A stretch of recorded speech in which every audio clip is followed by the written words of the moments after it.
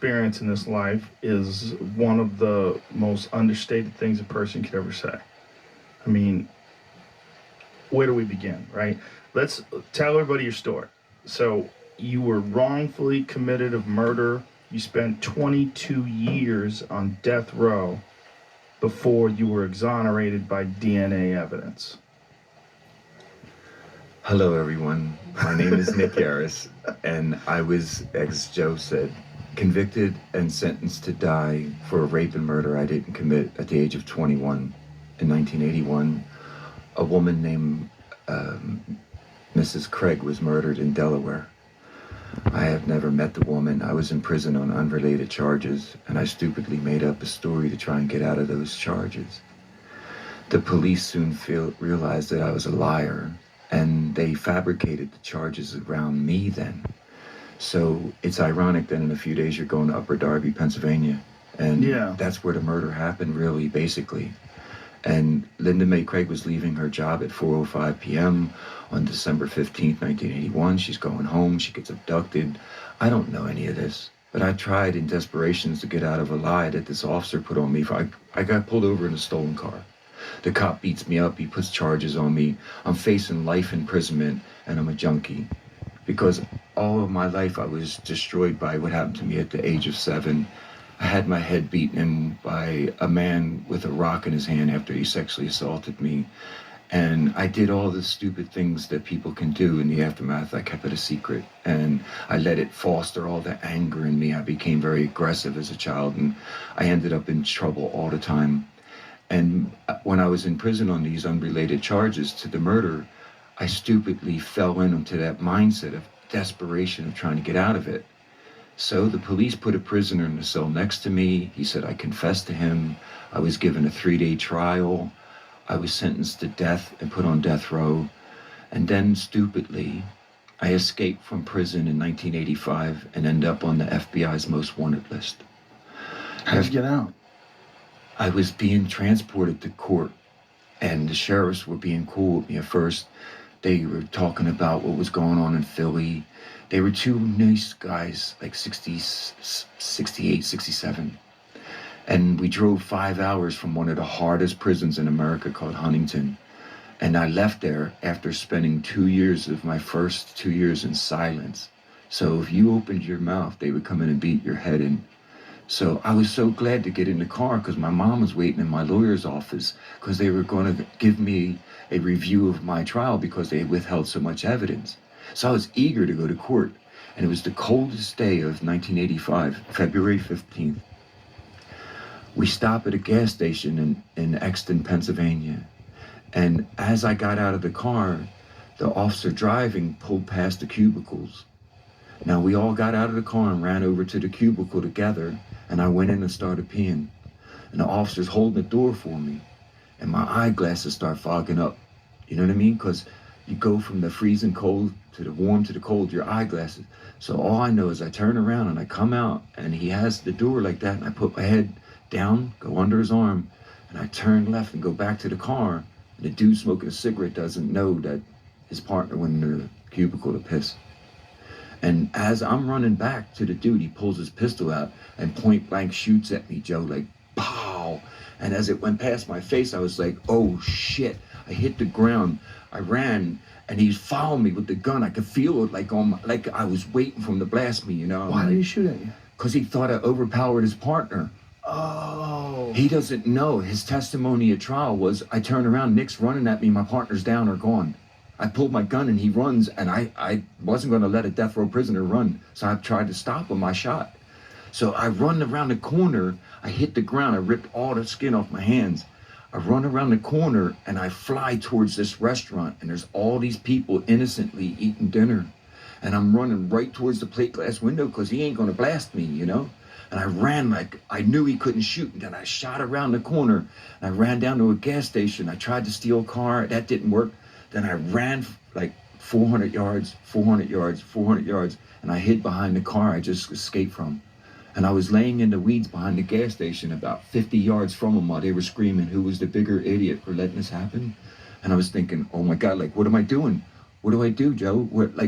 How do I just jump up and say, wait a minute, it was a mistake? You know, they already tried to shoot me in the face. Right. So I go hide behind the police station. Next 4 hours, oh my God, I'm being chased by a helicopter. And he chases me, and he pins me, and he chases me. And I was so fit that I ran for 4 hours through the woods without caring what the branches did to my face or nothing, man. I blew out both quads. I did my hamstrings. I ripped my feet open. I ran so hard in terror that I didn't care, man. And I got away. And I made it all the way to Florida, and I was going to leave the country and all this. And I said, I got to go back. How did you get to Florida? I stole a dude's wallet in New York, and I got on an airplane, and I went down to Florida, and I tried to rob a drug dealer, and I tried to do I was sitting there, so angry, I was going to kill myself. I was on, I'll never forget this day. I didn't want my folks to see me in prison handcuffs no more, you know?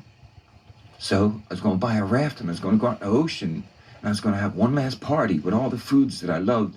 Then I was going to stab the raft, wait for the sharks after I cut my wrist, you know? Then I was going to cap myself and go.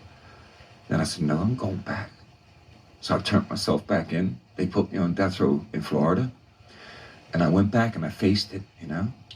So they beat me for 4 minutes, man. They broke my face, broke my back, crushed me, man, tortured me. And I thought, I'm gonna get you back. You know, for all the days you made me go in a cage and beat some other prisoner while you stood there with a club laughing at me. I'm gonna get you back. I'm gonna make sure I start being a loving person again. So I'm sitting there in 1985, 1986 with 105 years plus a death penalty. And I decided, fuck this. I'm gonna be a nice guy. So I started to learn. Okay. Stop. I suffer from aphasia. Stop. I had my head beaten in with a rock. So What is aphasia? aphasia can be identified simply in people who have stuttering disorder. Their brain and their vernacular abilities are distorted by a disruption in their brain. Either their brain is functioning too fast or their mouth is functioning too fast, or there's a combination of a misfiring. And aphasia can be through trauma or through genetics. And aphasia affected my life so much as a young person, I never had the respect to listen to people because I couldn't function. I couldn't articulate. I couldn't speak. When I was at trial, people spoke words that I didn't understand. And it frustrated me. And when I tried to speak and I stuttered, people would be like, duh, duh, duh. Come on, retard, what do you got to say? So, after that beating, where they beat me for 4 minutes and they broke my face, I began practicing speaking to myself. Every day, I learned new words, and I taught myself how to correctly articulate that word into a sentence beautifully for my own self, in myself, every day. And then I became very, very good at writing. I began helping other prisoners. I became the most dangerous prisoner that they held because I cared about other men. I wrote to their mothers. I wrote letters to their lawyers. I gave up opportunities for people to write books about me so I could help another innocent man. I did all those things because that's how I got back at them for what they did to me. So in 1988, I'm sitting in my cell and I read about DNA. And I knew right then I could prove my innocence. So I was the first man in America in February of 1988 to ask for DNA testing to prove my innocence. And they threw away all the autopsy material. And when I discovered new evidence, they destroyed that. And this woman who came to meet me and start visiting me fell in love with me, and she believed in me. So she stood by me and told me that she would be with me either to the gallows walk or to the moment I proved my innocence. And for 9 years, she stood by me, you know? And finally, we found some evidence that was testable in 1995. What was the evidence? It was sperm from a rape. And it was being sent out here to California to Dr. Edward Blake. And it broke open in transport and spilled. So, Jackie left me. I had nothing left. And then they put me in a special unit. And they started torturing me. I keep this part quiet. I never told the story. It would ruin what happened in Fear of 13 that's now out on Netflix. But they finally closed down the old prison I was in for 12 years, where the average rate of survival was only 5. And I was one of the hardest dudes there, and I made it. They closed the prison down and they opened up Greene County Supermax. And the courts ordered that every prisoner in Pennsylvania be allowed out of their cell for 8 hours. The administration looked at each other and said, fuck that, not the crazy cannibals and not the serial killers, not the dudes that have been assaulting and raping each other. So they picked 48 of us out and they put us in Pittsburgh in a special penitentiary setting in which we were in a sealed unit. And they put all these guards in there that weren't allowed to touch other prisoners because they were so violent, and told them we're giving you the craziest of the crazy. You know Buffalo Bill from Silence of the Lamb was a real man, right? His name was Gary Heidnik. He abducted black women in Philadelphia and put them in a pit under his house and fed one of them to the other survivors because he was building the master race. He was my neighbor, man. Like, so they started torturing us and doing all this psychological crazy shit to us where they were feeding us to each other like wolves. So I kept it all quiet until this year when, once again, misfortune fell on my life and I released Monsters and Madmen, the new book that I was going to give you today. And I thought, I gotta tell that story, But it's been so hard to come back from these moments, Joe. It's just like, I look at what they did to me and how I went to that moment where the DNA is gone. Jackie leaves me. And so I find out I'm dying from hepatitis C that they did when they infected me of it when they broke my teeth, when they beat me.